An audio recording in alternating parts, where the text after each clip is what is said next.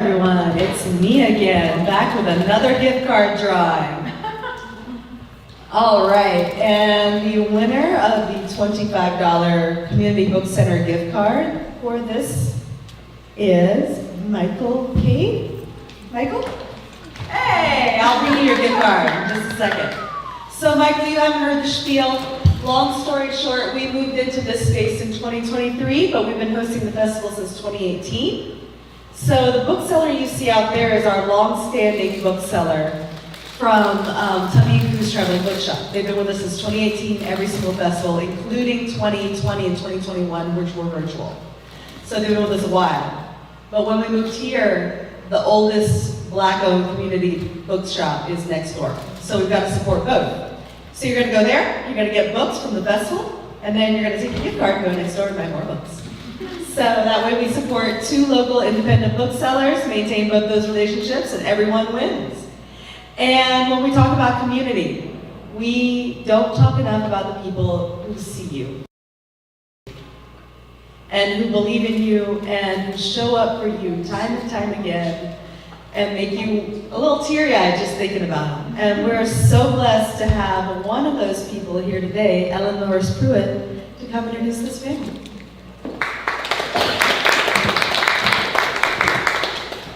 I did. I thought you were okay. I'm gonna get up here and start crying. But I am honored to support Megan and all that she does because she does so much more than anybody else with her position does.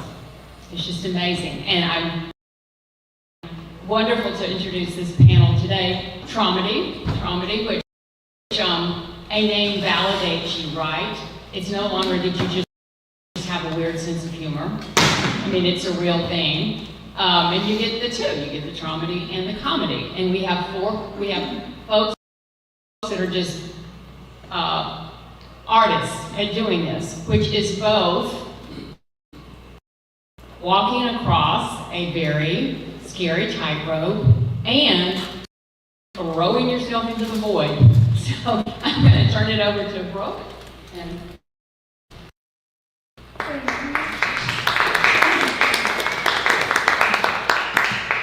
hello, thank you all for being here, and to my wonderful panelists. Some who I've known for 14 years but haven't seen in 14 years, and some who I've met more recently, and that's you. That's you. And fans of all their work. And I thought, so we're just gonna talk about traumedy, what this is, where you fall along the lines of it. And so I guess by way of introduction, we were just talking about this outside. Do we need formal bios? No. That's what pamphlets are for. But I thought one way we could introduce ourselves is just, what are your, you can say who you want, people can see here, but introduce, name, book, and then maybe what your traumedic or comedic or like trauma, what are your influences? And also maybe for those who, obviously traumedy is some kind of combination of writing trauma through comedy, vice versa. I think about that sometimes, like where I want to make something that's comedic more traumatic. And why would you do that? Well, because we've been through teenage years. That's what you do. But yeah, so just, was that a question? I don't know. Hi everyone, can you guys hear me okay? Yes. Awesome. My name is Anel Lopez. I'm the author of the short story collection, I'll Give You a Reason. It's been described as darkly comic, also very dramatic, inescapably dark. I'm quoting people here. Burn in my head. Inescapably dark, darkly comic, traumatic. All of those things. And I think that for me, comedy is an inspiration from a craft perspective. So I watch a lot of specials. And I can talk about sort of like what watching a comedy special has to do with writing a short story. But I do watch a lot of comedy specials. I won't name comedic influences because many of them are just, I can't even name them anymore. The jokes are no longer funny. Yeah, so we're putting that behind. But yeah, that's my intro.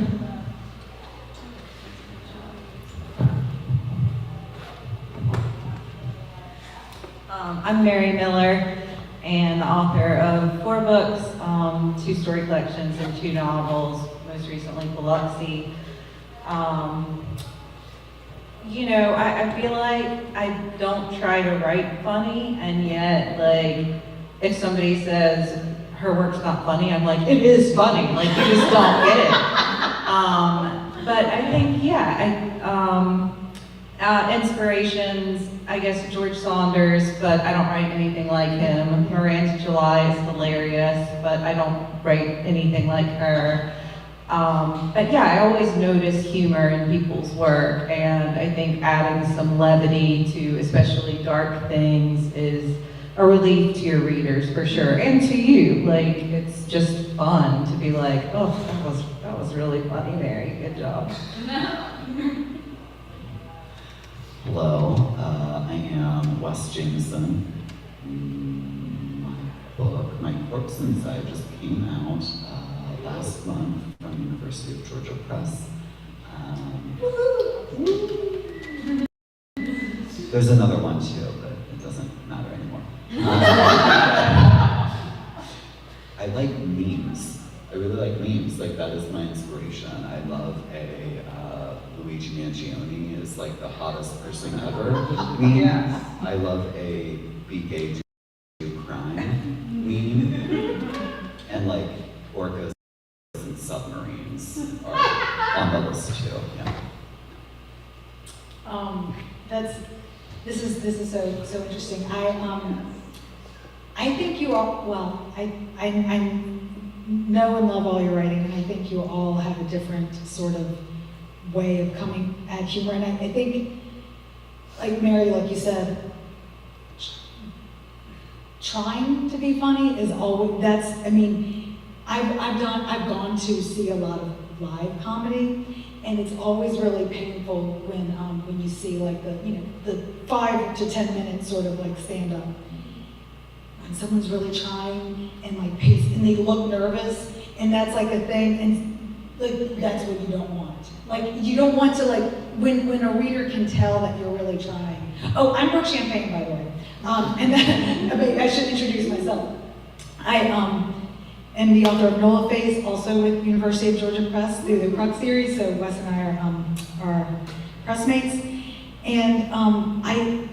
Like Anel said, I have way too many comedic influences. I've watched comedy all my life. I was raised in the 80s, and so like very much Richard Pryor and Eddie Murphy and all the things I wasn't supposed to watch because I'm Gen X, and so no one was watching me. So I listen to all these things. But I really, when I think about it, my grandmother was Ecuadorian, and she never learned really to speak English, but she liked Mama's Family. She liked Carol Burnett. She liked things that she could see physically. So I think I really like being physical too on the page, and so maybe that's why I like comedy too. When I see a comedian who looks nervous, I can see it in their whole body, and it freaks me out. And so yeah, so I want like just assuredness and confidence, even though as we're writing, I don't know how you all are, but like I never feel like super confident ever. But by the time you get to the draft that other people see, there's some kind of confidence there, even though I am writing often. And this is, I was going to say, I'll start us off with this next question is, like, what tricks do you have to try to like turn trauma to comedy on the page, or just to try to like get the trauma in a way that's like digestible? And I'll start with mine is like, I like to make myself into the fool. That's the best. I'm always in any situation like wrong about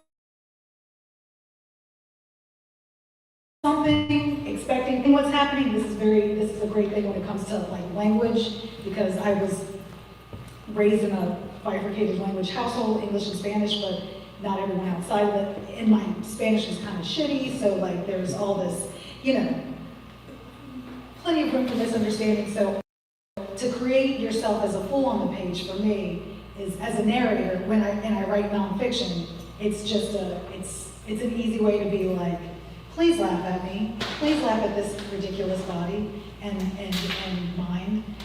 So that's my tool, but but there's also, I don't know, a million ways. This is why this is, I think, an interesting subgenre, because there's so many ways to do it. So anything that you try to do on the page to induce, I don't know, laughter or cringe or whatever.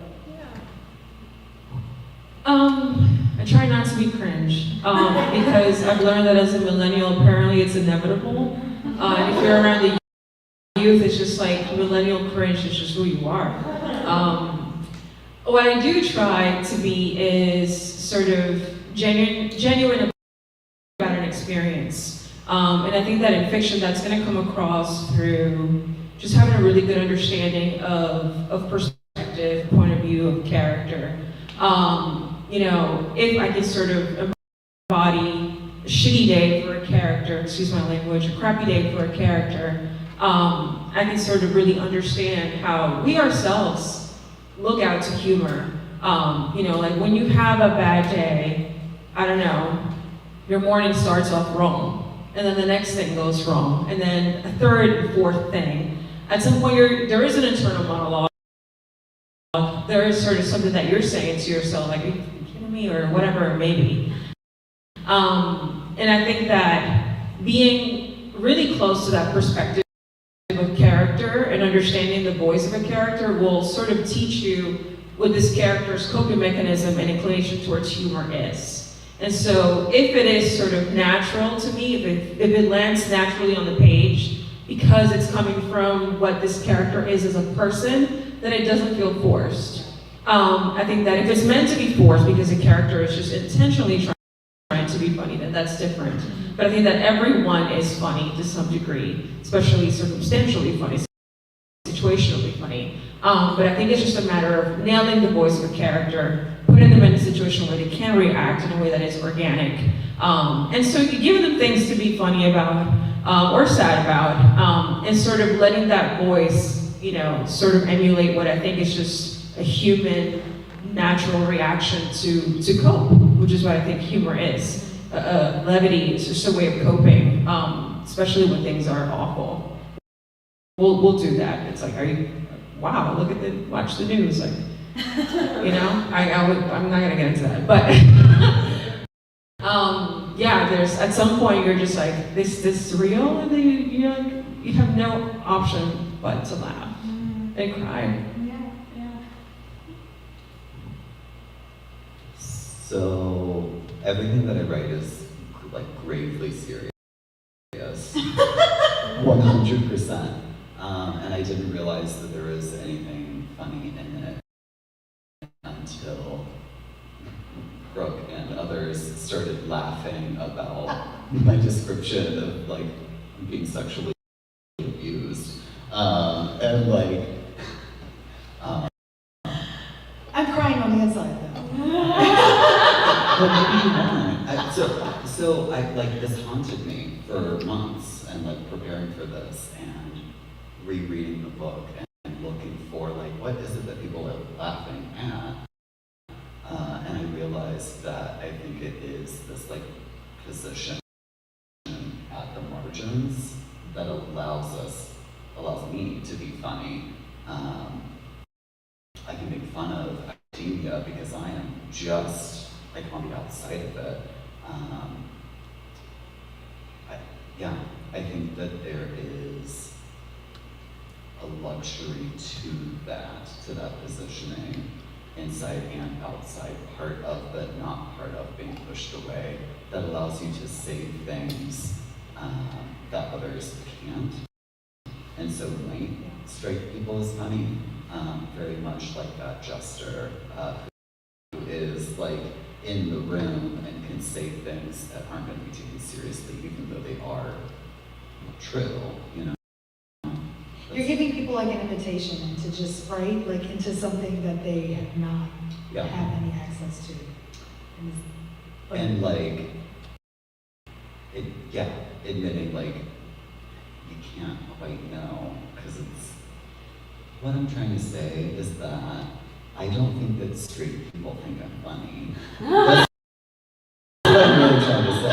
I think that like queer folk are able to read and laugh because they're like, yeah, the patriarchy is exactly that stupid. But I think it's ultimately irreverence that I put in my writing. That's what comes across. It's irreverence. Yes.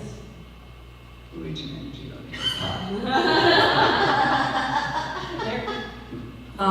Yeah, I want to comment on Brokey said, you know, I think one of my professors was just like, basically, if you're protecting your reputation as you're writing, if you're too afraid to like appear like, I'm not a good person, or, you know, whatever, even if you're writing fiction, the fact of the matter is if it's first person from a woman's point of view, I'll be associated with the narrator regardless. And so, yeah, you can't be protecting yourself, and you have to be honest. And you know, a lot of people are like, "Why are characters like so terrible?" And I'm like, "They're really no more terrible than like you are."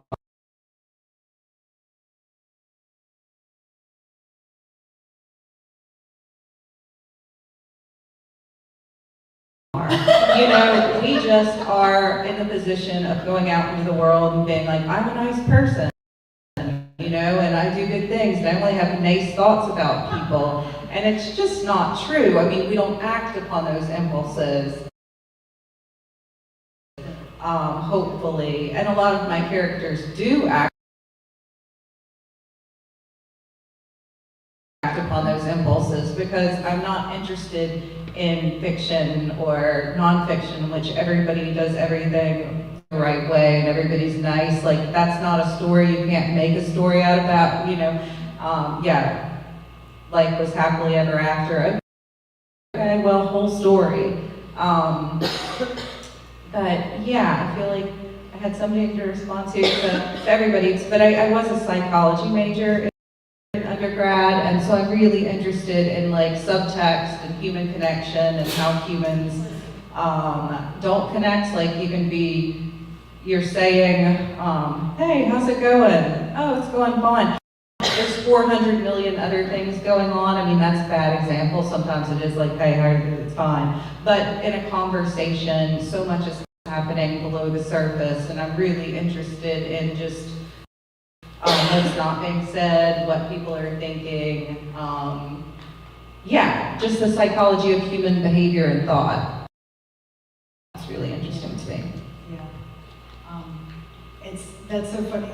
I started reading Marilla, like, you know, 15 years ago, 16 years ago, with your first short story club. I just remember thinking, and I turned some students on to you, and they were like, wow, because we talked about Southern writers and how, and you and I talked about this, like Southernness is like sweet tea and, you know, and cowboy boots and blah, blah, blah. And my students were like, I like how these characters are Southern, but they're just, I was going to say the bad word. I'm trying to be better about the cussing. They just behave in messed up ways like people do. So like, just like transcending like any kind of region. I'm getting into a different discussion, but yeah, I love like the characters are all messed up, but in the ways that like they don't admit it to themselves, just like we don't admit to ourselves. And my job on the page as a nonfiction writer, I think, is to just go for the, like, I can list all of the ways I messed up immediately and like put them on the page. And then it's kind of funny when you can say like all of the things that you're bad at and like list them and like make fun of them. It's great. It's great. So that will, makes me think about a question that I have, which is, well, first of all, like, Mary sort of talked about it. Well, you all did in a way, but I wondered if there were any subjects that you're like especially drawn toward in the sort of traumedy realm, or if there's something that, like, I was thinking about this because I recently experienced some tragic family events, and I was like, when can I write, like, and by recently I mean last week, and I was like, when can I write about this? But by which I meant is, when can I make this funny?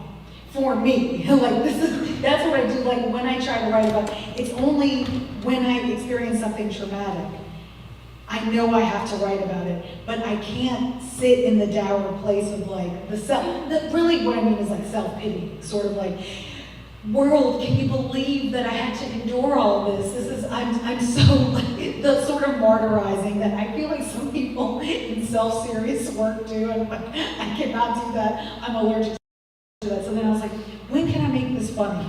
And so I'm like already starting out trying on some of the jokes with my children. How I can make this tragedy funny, like, right now. I'm not writing it yet. So all I have to say is, do you have subjects that you, like, draw toward, or that maybe you could never write about? We're thinking about this current political moment. I think that we need to write about it more and be funnier about it. I'm not ready to, I'm still sort of really rageful, and so I don't want to write about that, because then you're just sort of writing to the, you know, to your people, and I don't want to do that. I wish I could be funnier about politics right now. I feel like I have been in the past, but I just can't, anyway. Was that a question? Yes. We were talking and I was just like, you know when you play that game and there's like the ball, well, the cups and the ball is under? You put the ball under a cup and there were several cups and you were just like, and I was just like, I'm following.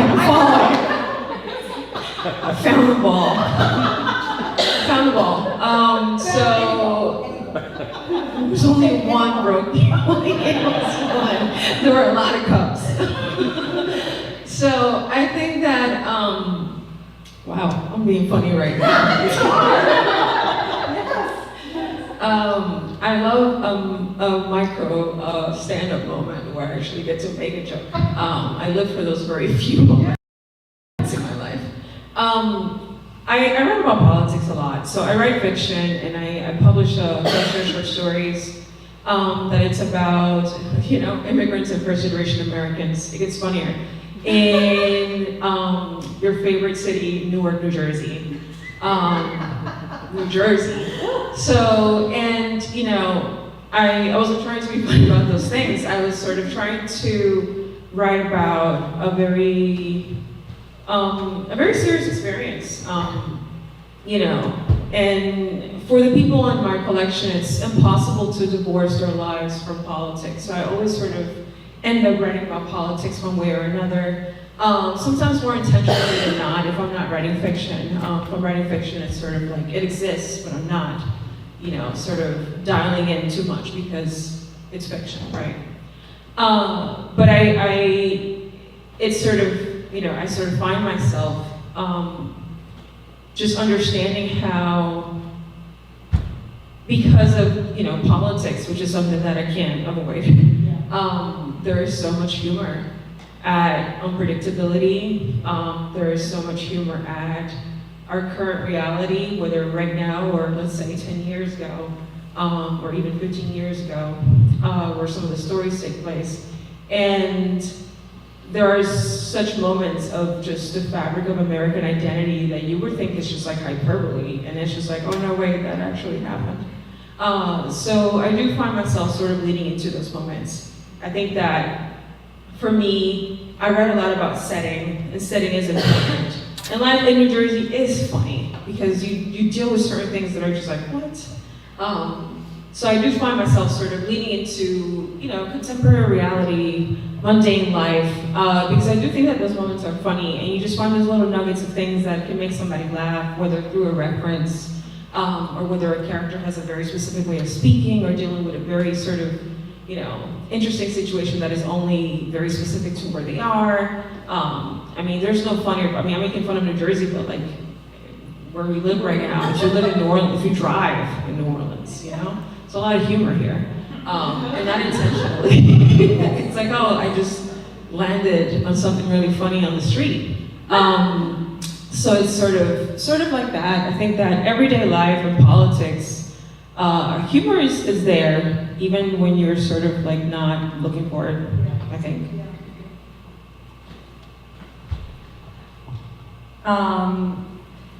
I've been told, like, a number of just reviewers in my work say I write a lot about anti-cat propaganda, which I didn't realize, like, I have never had a cat, and so I guess people are offended by my cat hatred. I really don't hate cats, I just don't know cats. I write a lot about, I think I'm interested in just familial and romantic relationships, just because those are where miscommunications, I think, happen most frequently. The story I recently published in Oxford American this fall, it's not funny at all. It's about a young girl who finds her uncle's trunk from the Vietnam War. He's deceased, she never met him, and she's going through like all of his belongings, and her father and another uncle had also been in the war, and it's very much autobiographical. I don't think there's a single funny thing in that story, but I'm also interested in childhood, like writing about childhood and still trying to figure out, like, why did I feel the way I feel? There's 6 people in my family. It was a lot of like different needs, and so that's familial relationships, romantic relationships, the places where we screw up the most, I guess.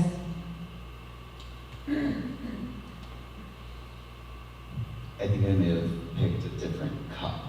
Or had a different ball, I'm not sure. Pick your ball. I think that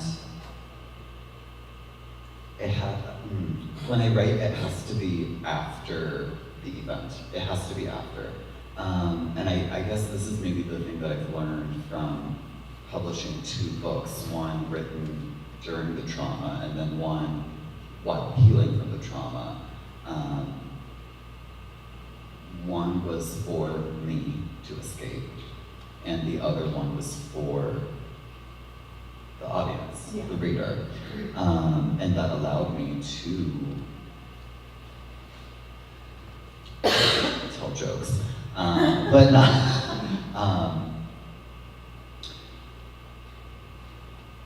that's what I think that's what it is. We can't be funny when we are, maybe we can. I don't think that I could be funny when I'm sitting there crying over that thing, like wallowing in the self-pity, or while I'm physically in danger. That's not funny. But when I tell you, like, I ran out of the house naked, like, funny, haha. But seeing it is not, So I think that that's the difference, is coming at it from a place of calm and, I don't know, maybe maturity as well, or healing. I think there's one of the essays in my book is about catching my father masturbating many times. When he lived with me after Hurricane Katrina, after a lifetime of him not being like really in my life, and that going through that, like that this happened. Y'all, Katrina was 20 years ago. This event took place almost 20 years ago, and I remember very vividly. I was in my 20s, but it was still quite traumatic. Of like, geez, this man just keeps doing this in the living room, no less. Like, go to your room, man. And so I like walk into all this stuff, but like, I swear this all comes back around because like it really hurt at the time. Also, he was like drinking, and there was like other problems besides the one that I mentioned. But as soon as I started telling the story to people, like, it just became, like, when you can laugh about something that really hurts you with someone, then it's just, then I was like, oh yes, and like actually telling stories like this out loud that have hurt you, I think then gives way to like narrative possibilities of like, okay, I've told this out loud, like how can I now make it artful some way on the page? And so that's works for me. That's just one example, but there's charm all over the damn book. So this may be a question. I'm looking at my bullet points.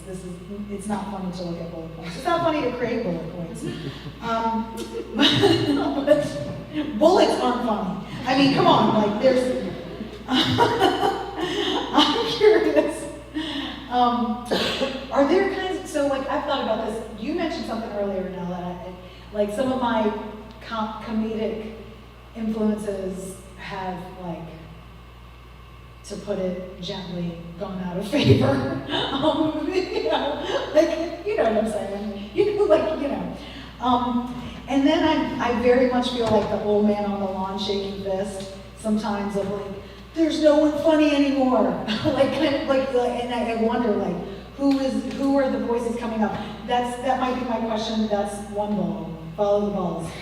That's one ball of the question. But I do wonder, like, is there a kind of humor or like a person who's out there trying to be funny, either in writing, like whatever, out there in the sphere, out there in the arena, who is supposed to be funny or good, or like the thing that is not to you, or vice versa, or like someone who's like, or like maybe there's a type of person who is, I don't know, I think of the most dramatic, like a Meryl Streep, like is there a type of tragedy that's hilarious too? I'll give my answer, like,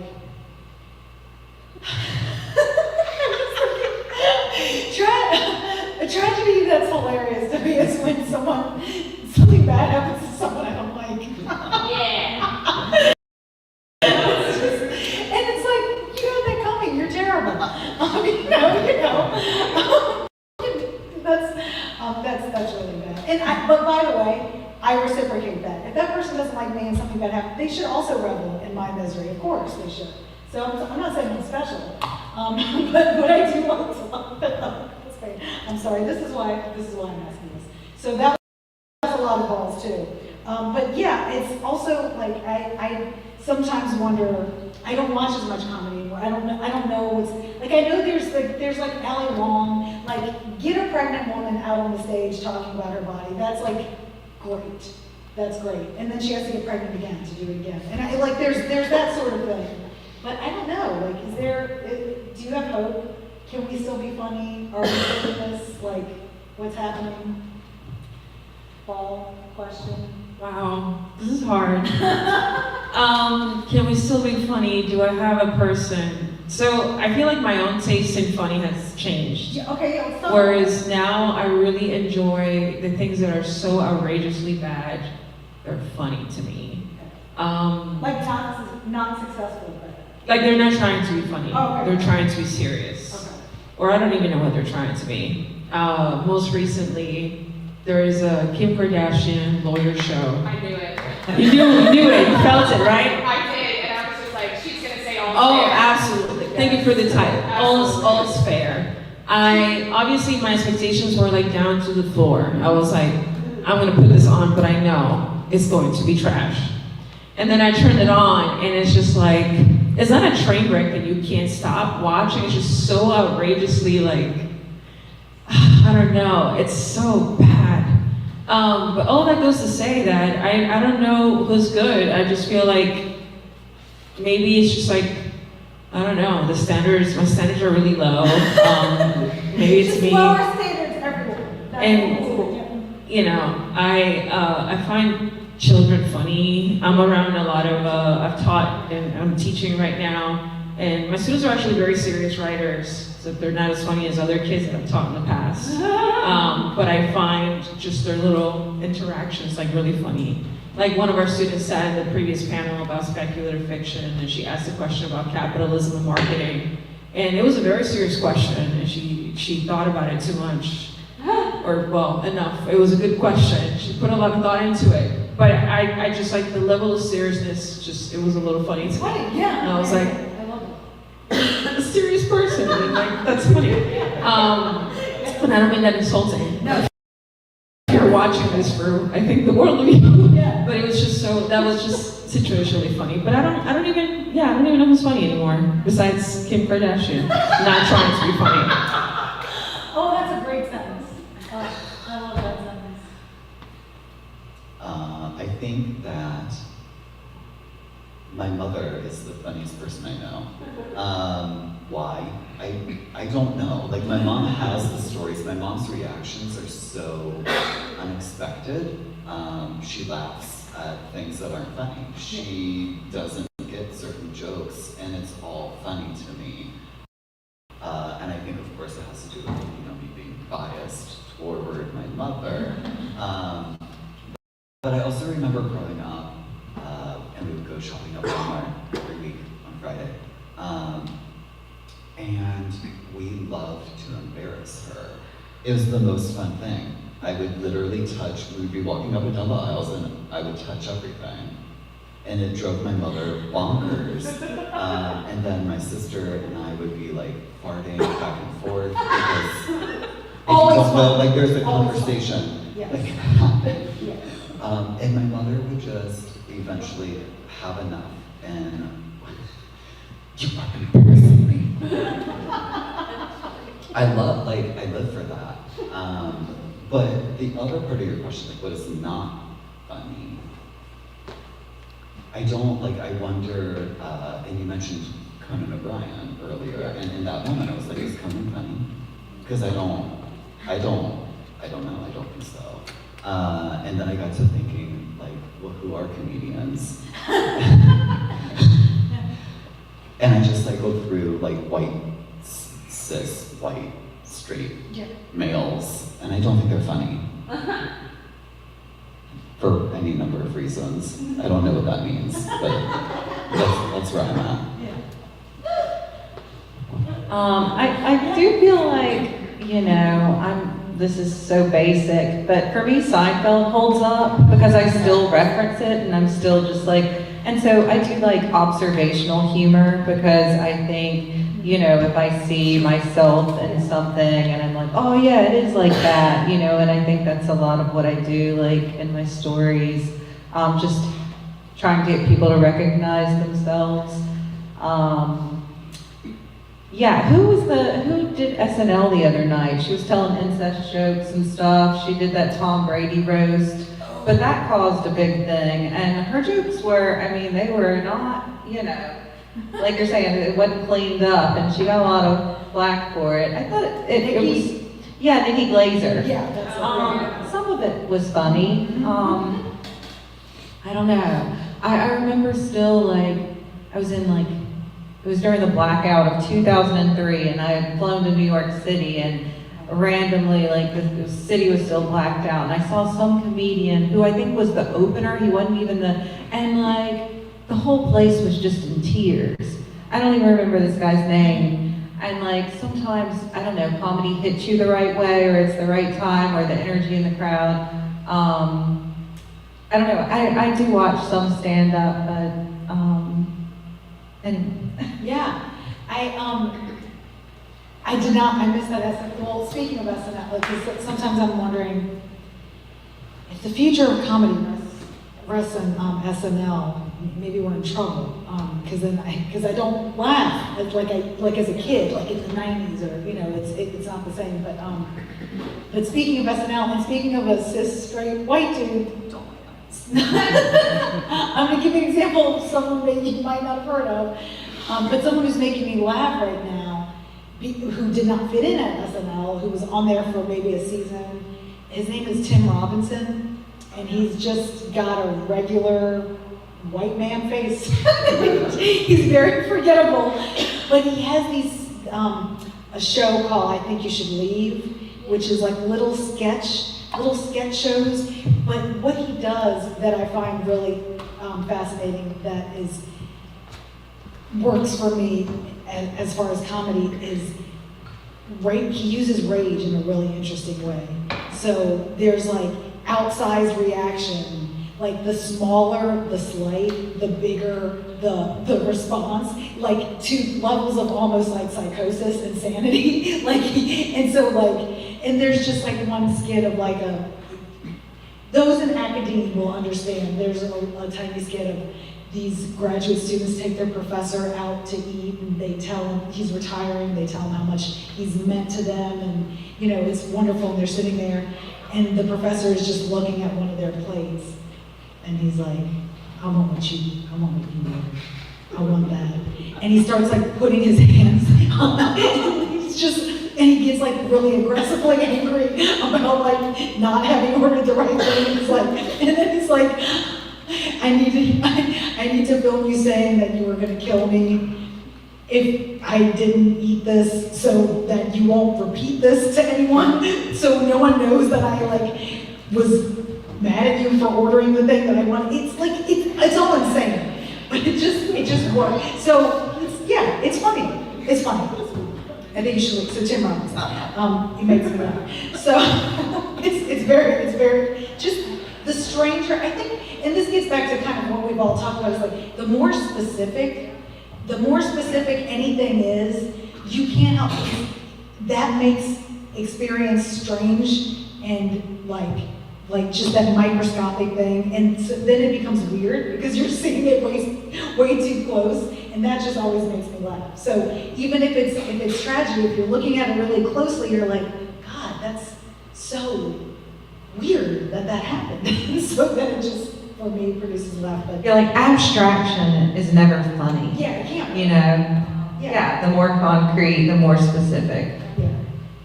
Yeah. So I think, I don't know where we are on time, but I think maybe I can ask another question. Is that correct? Okay. So I guess maybe not everyone is a writer in the room, but everyone here loves books and words. So I thought maybe a way, kind of way to round it out is, do you have any, and we kind of said it, you said it in many different ways because you answered really brilliantly these weird questions I have, but if you have any tips for writers or people who want to turn the darker details from their experience into traumedy gold. Is that?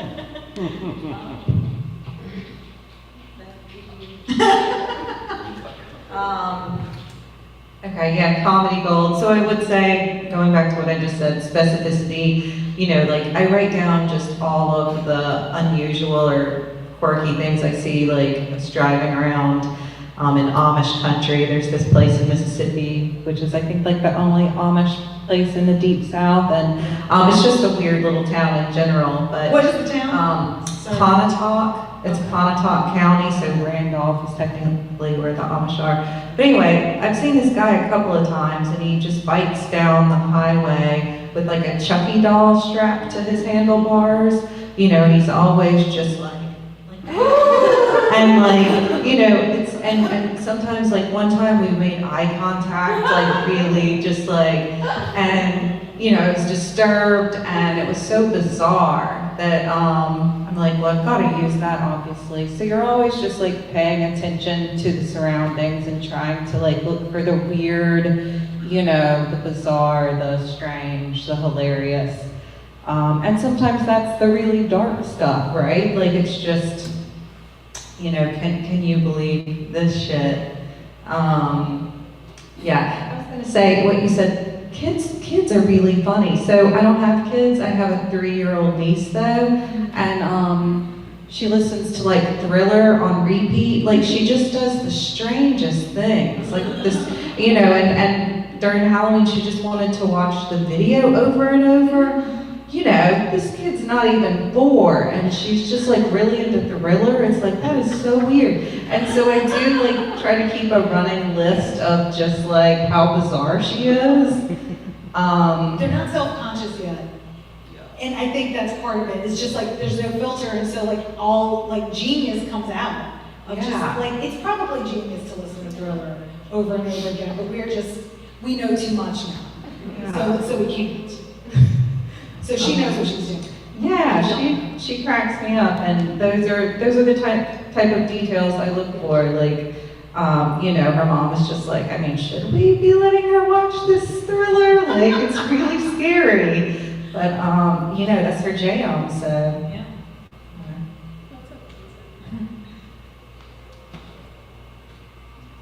I think we've all touched on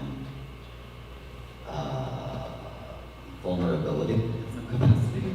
And I think that, and maybe it is the vulnerability with like the specific details or with just looking back on the trauma, but I think like rendering yourself hyper vulnerable is probably going to produce some comedy.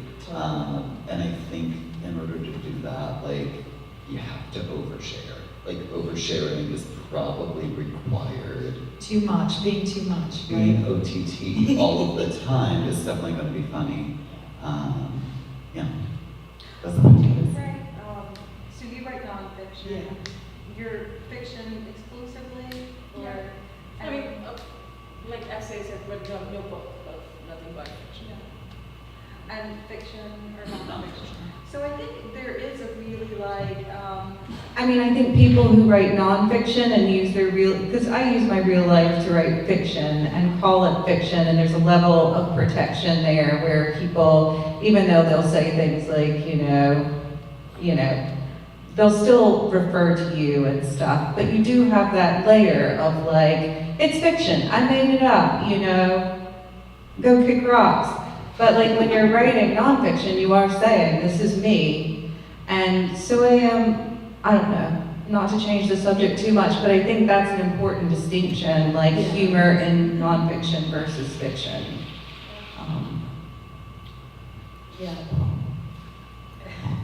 Yeah, I agree. I think that there's a distinction, but I think that certain things, are sort of universal to the work, and vulnerability. Also,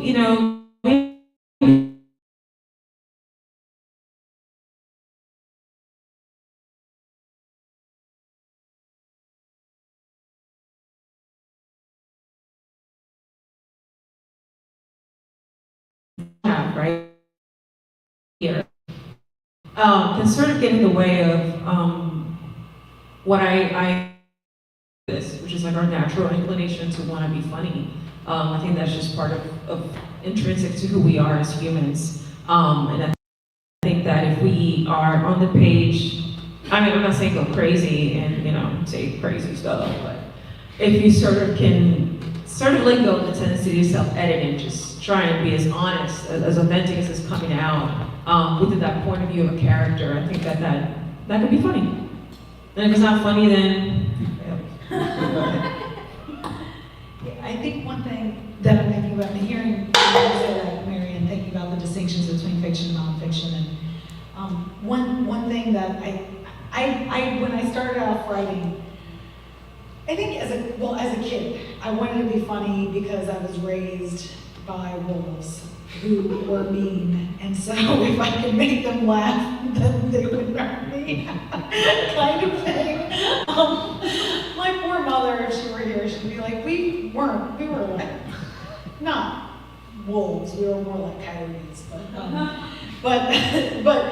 so I always cared about comedy, but I didn't know, weirdly, I was like, when I started writing like in college, I was like, well, I have to be serious, I have to and I don't know when I learned this, but I think that at some point, because I had tragic stories to tell, I realized that I wanted people to hear my stories, but I felt like the best way to get them to do it was to try to be funny. That's the way to keep people in the seats. It's like, I gotta tell these stories about messed up stuff that happened, but there's gonna be something here that you can laugh at, even if it's just a moment. So I think that's sort of something that I tell students when I teach is not everyone's going to be funny in the same way, but like you said, we all want to be loved. And we all share that in common. We all want love. And a way to get it is making someone feel alive, come alive a little bit when they're reading you, and that's like a great feeling. So through laughter, if I'm gonna give you some hardship, I'm gonna give you some trauma, but like you'll, if anything, just like seeing a character take themselves too seriously. That is funny. That's funny. Seeing Kim Kardashian, like, watching the Kardashians, which like I've never done because I'm like an important, you know, yes, I have. And they take themselves seriously, and that's amazing. Like it's funny. It's funny. Like yeah. So, yeah. Is there like a parting word? I don't have any wisdom, but is there a last final wise word? What time is it? We have like 10 minutes. Oh, we do. We could see if anybody had a question. Oh, yeah. Anyone have a Thank you. burning question? Okay. I do have a question. It's informed by Wes's most recent book, so I will say, like, biased. Sorry. I'm so sorry that I don't have more references. But like, it is for everyone. Because I'm thinking about revenge too, based off of what you said, Brooke, and I'm thinking about how like revenge works as a concept for comedy. How like the ability to hold other people accountable is always funny. And yes, I'm thinking about the small dick comment in your book, Wes. So it's like you think there's no comedy there, but you also make a small dick joke, and that is always gonna be funny. Small dick jokes are always funny. So can you use these spaces of needing to hold, even if it's systemic, right? Like when we're looking at fiction, in the ability to hold other people accountable or to have a revenge of some kind, is there the potential for comedy? Do you find potential there? Yeah, Wes, go first.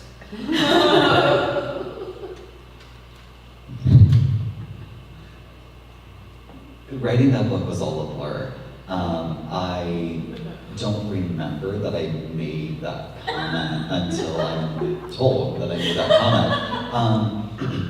But yeah, I mean, right, like, I experienced multiple abuses, and sexual abuse was one of them, and he had a small dick, and like them's are the facts, and it's not funny to me, but saying it, which is an act of revenge, I guess, of getting the last word, of really sticking it to him, I guess. It felt good to me. I'm glad it makes you laugh. And I have no other smart things to say. I would say that poor people can't sue you.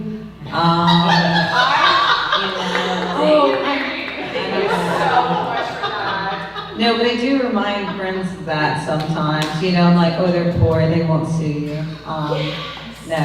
I do think the common, you shouldn't write with like total revenge in your heart. You know, I mean, I think that you should just write honestly, right? And usually, you know, in most situations, two people we're pretty equally crappy or something. Not always, but, you know, sort of owning your own behavior and presenting it as fairly as possible. But also, you probably won't get sued. I mean, I've never been sued. I know, ooh, where's some wood? Yeah. My sister, who I write about in my book, like sort of threatened to sue me, and she has 5 kids, and like takes care of none of them, and so poor. And so it's not funny. I mean, it's not. But I'm like, you can't do that. Also, like what I said was true, which is the other thing. But when I write about my sister, I write really unflatteringly of both of us. You're right. Both of us, like completely. Actually, she ends up winning in the essay because I'm like, I'm actually worse at this thing that I'm trying to do than she is. But people don't often like. Yeah, I'm very much a dude Mary. Like, I don't like write with revenge, but it's weird because people will read it as revenge. I'm like, that's not, because I love this dumbass, despite herself. But yes, she can't sue me. It's great. Not for lack of saying she was going to the people.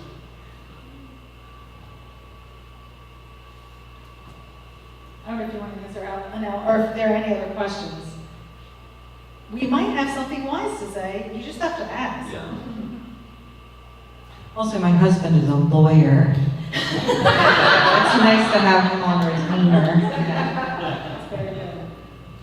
Something's on your mind. In fiction, like, I have had to talk to a lawyer before, and basically, like, what he said was like, somebody can't be identifiable, and then you tell a lie about them. So you can't, have somebody who's like, your ex-boyfriend named Derek, who was your ex-boyfriend named Derek, and then you're like, I'm gonna give him VD, or whatever, and like, that would put you at a liability. But in general, like for nonfiction, if you're telling the truth, or in fiction, you've gotta like, mix it up a little bit. And name him, Daryl.